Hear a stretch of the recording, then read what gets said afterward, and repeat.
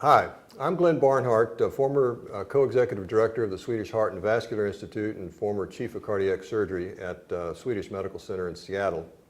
Today I'd like to talk with you a little bit about bridging the gap between society guidelines and clinical practice.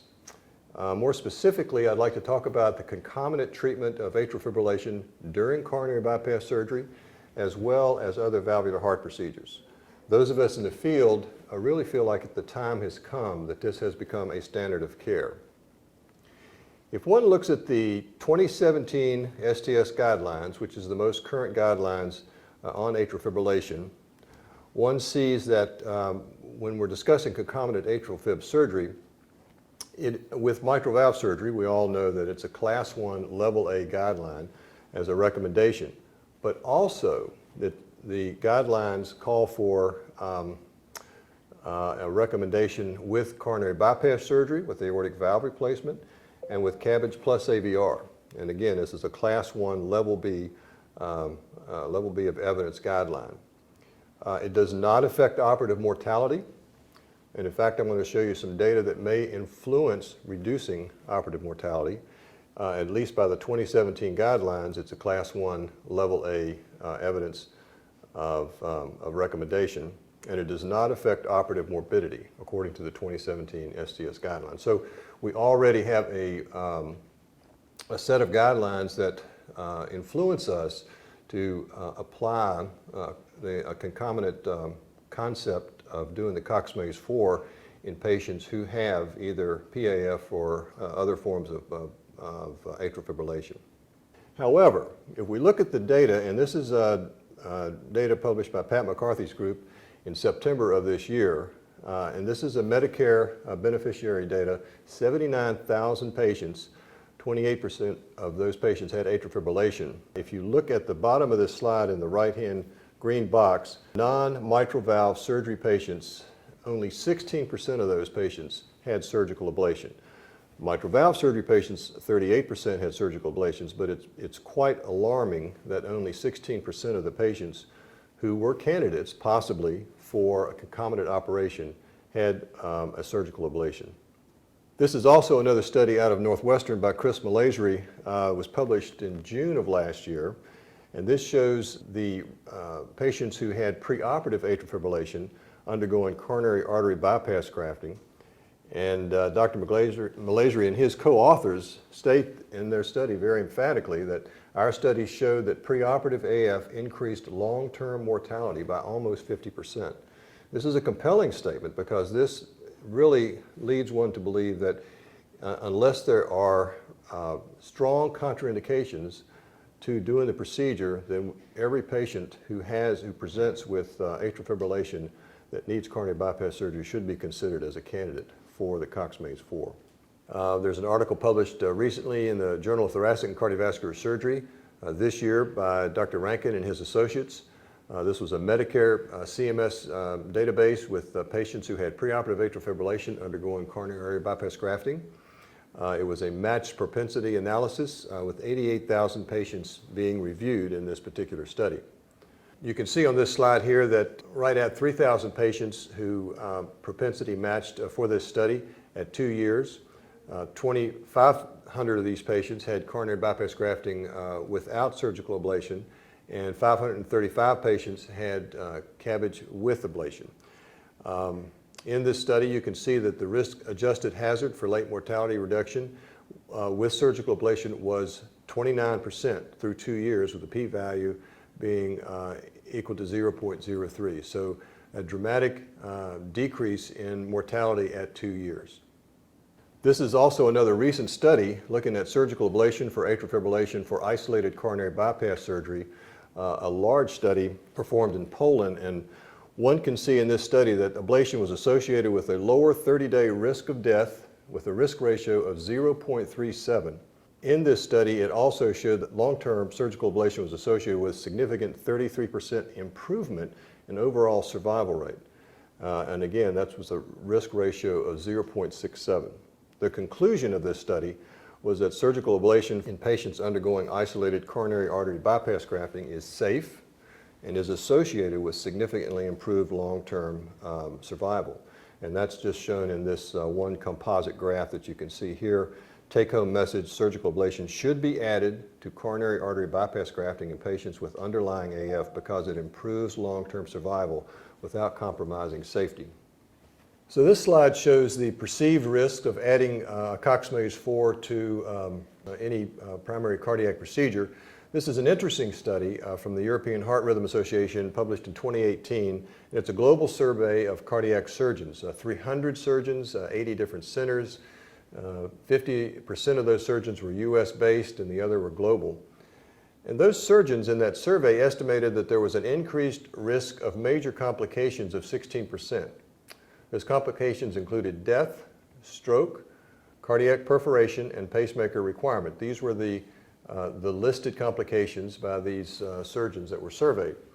Let's sort of go over each one of those for a minute. Why would a death occur unless a patient had been inappropriately chosen for surgery?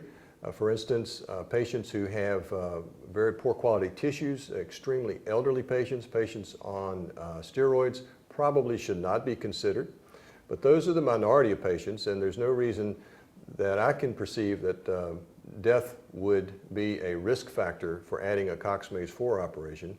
And in fact, I will be showing you data to the contrary.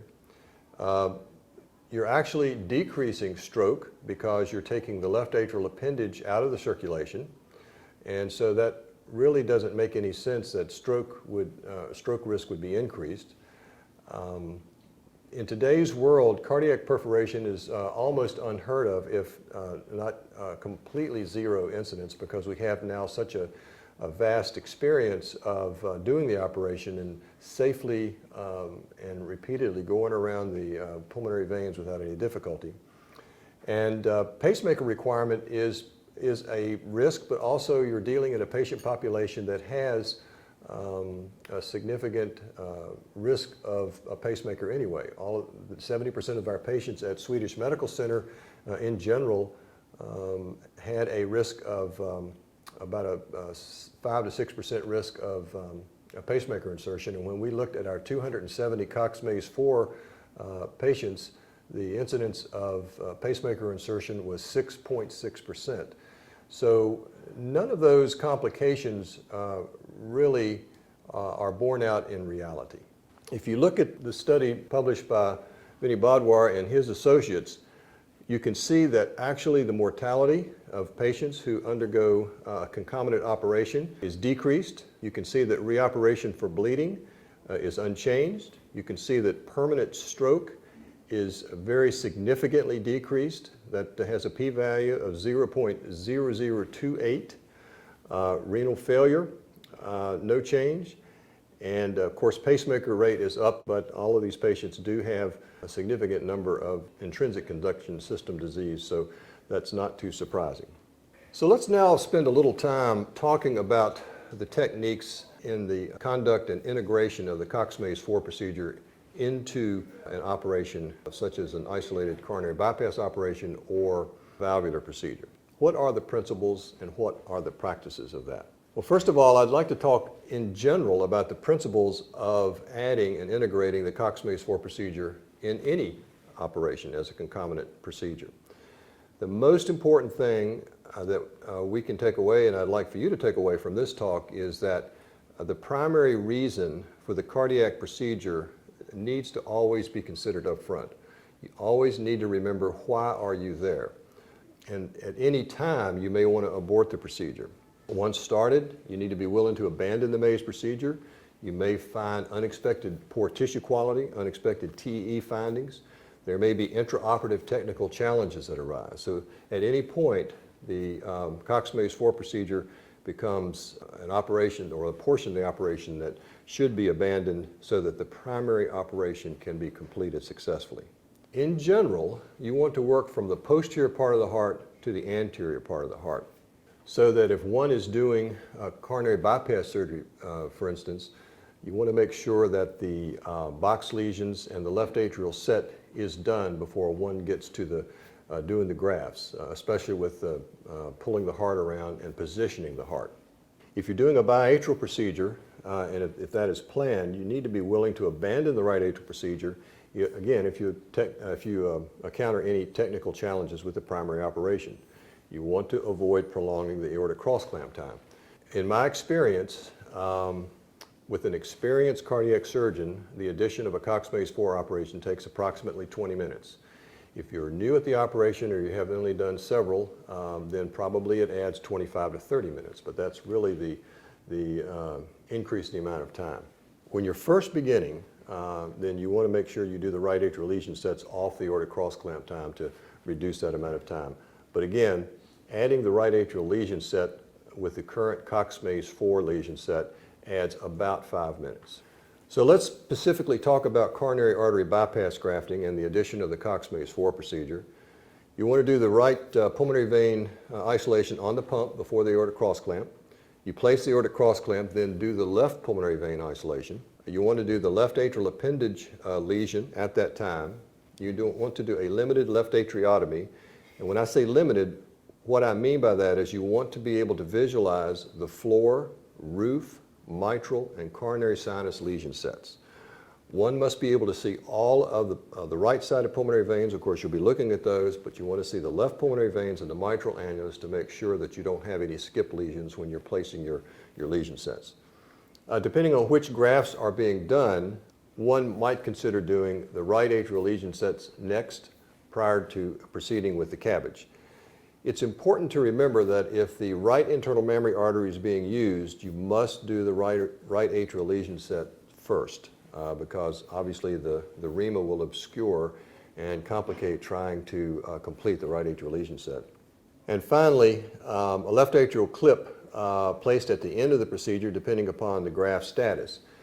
If the lima to the OM or the saphenous vein graft is in proximity to the left atrial appendage, you might want to consider oversewing the left atrial appendage, and the reason for that is that you want to prevent any potential erosion from the graft, either the lima or the saphenous vein graft laying on the clip, the dacron portion of the clip, that could erode actually through the graft. That is a theoretical concern. I've never seen that happen, but it is of concern. So you need to make sure that a strategy is placed for that once the grafts are completed. Let's talk a little about AVR. This is very similar to a CABG strategy in adding and integrating the Cox Maze 4 procedure. You want to do the right pulmonary vein isolation on the pump before aortic cross-clamp. You want to put on the cross-clamp, cardioplegia the heart. Very important point is to examine the aortic root and excise the aortic valve prior to any form of the Cox Maze 4 being done. You may find unexpected anatomic findings, a possible root abscess or something else that may prolong the aortic valve replacement. And again, going back to the first principle of making sure that you're there to complete the primary operation, you want to make sure that that is achieved. So once you get comfortable that no additional time is going to be needed for the aortic valve replacement, then complete the maze as in the CABG operation that I just talked about, complete the AVR, and then place the left atrial clip. If you're doing a multi-valve procedure, again, you want to do the right pulmonary vein isolation first, place the aortic cross-clamp, cardioplegia the heart, and then do the left pulmonary vein isolation and the left atrial appendage lesion. Let me stop here and say that some surgeons do the left pulmonary vein isolation before cardioplegia.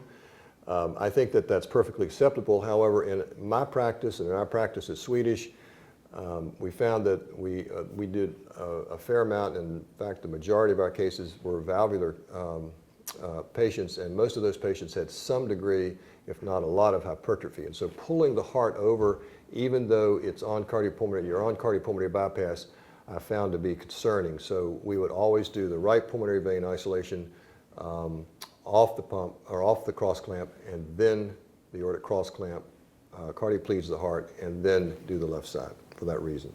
Once again, you want to do excision of the aortic valve. You want to assess for any unknown pathology, as I just referred to. Then go do the left atriotomy, do the floor, roof, mitral, and coronary sinus lesion sets, as we've already discussed.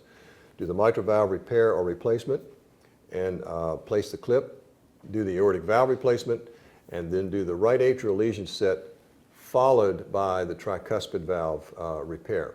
You don't want to do the tricuspid valve repair before you do the right atrial lesion set, because you could would end up with skip lesions, especially near the tricuspid annulus. So always do the right atrial lesion set first prior to the tricuspid valve. I'd like to discuss postoperative care of patients who have undergone a Cox Maze 4 or really any surgical ablation procedure in addition to their primary cardiac procedure. One of the issues that comes up quite frequently are patients who have a junctional rhythm. This is not to be concerning for either you or your cardiologist or the patient. The majority of these patients, they will finally come back into sinus rhythm. One needs to be cautious and hesitant about putting in a pacemaker too soon. At the Swedish Medical Center, we would delay a pacemaker insertion approximately 1 week to 10 days. And in most patients, the rhythm would come back to normal sinus rhythm. We certainly would make this decision with our electrophysiology colleagues, but again, junctional rhythm is something that does occur in patients. Postoperatively, we would start an IV amiodarone drip and then convert those patients to PO amiodarone. Upon discharge, they'd be on 200 milligrams PO BID, assuming that they would be tolerating this from a GI standpoint and also from a rhythm standpoint. The amiodarone 200 milligrams PO BID would be continued for approximately 2 months and 2 weeks. They would also be on Coumadin during that period of time for an INR of about 1.8 to 2.2. At 3 months, we would place a Zeo patch on the patient, and the patient would have had their amiodarone stopped for 2 weeks. If they were free of atrial fibrillation at that point, we would stop their Coumadin. If we look at the lesion sets, and this goes back to the study that I referred to before, this is the European Heart Rhythm Association paper published in 2018 with a global survey of cardiac surgeons. Again, 300 surgeons, 80 centers, 50% were US surgeons.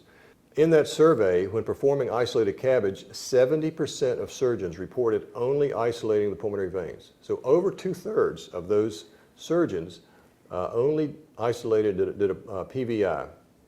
11% performed complete left atrial ablation, and 19% performed some form of biatrial lesions. So what is that actually offering to the patient if you only do a PVI? Well, let's go over that.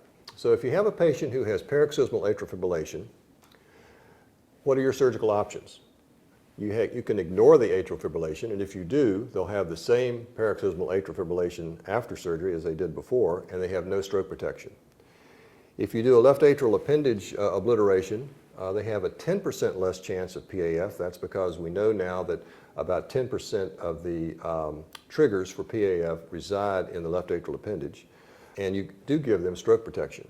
If you do pulmonary vein isolation and a left atrial appendage obliteration, you have 60% less paroxysmal atrial fibrillation and stroke protection, but that means that they still have a 40% chance of having PAF. If you do a box lesion, that you reduced it by 80%, and if you do a Maze procedure, you reduced it by 90%. So they'll only have a 10% chance of having PAF postoperatively and stroke protection. So how about in the non-PAF persistent and long-standing persistent patient population? Well, basically you have similar things that occur, but actually it's more profound because obviously these are patients that have a more serious, if you will, degree of atrial fibrillation. If you ignore the atrial fibrillation, they have the same non-PAF and they have no stroke protection. If you do a left atrial appendage obliteration, they have only a 5% less chance of non-PAF and stroke protection, because in those patients, in which now we're talking about drivers of atrial fibrillation and not triggers for atrial fibrillation, only 5% of those patients, or 5% of those drivers are impacted by just simply clipping the left atrial appendage. If you do a pulmonary vein isolation and a left atrial appendage obliteration, again, it's only about 5% because of the different nature found in non-PAF patients. If you do a box lesion, you end up reducing their risk of having recurrent non-PAF postoperatively by 40%, and you do give them the stroke protection. If you do a left atrial, complete left atrial maze, it's 70%, but of course, if you do a Cox Maze 4, then that goes to anywhere from 85 to 90% reduction.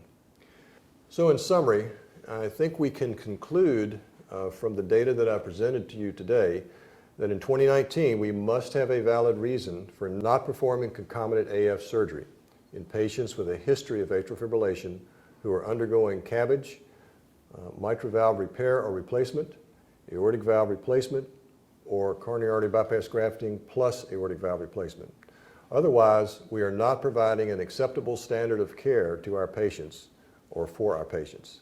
For those of you who feel like you need to have further training or would like further questions answered, certainly the STS, the AATS, or industry resources are available. So please seek those out so that you can provide this type of care to your patients.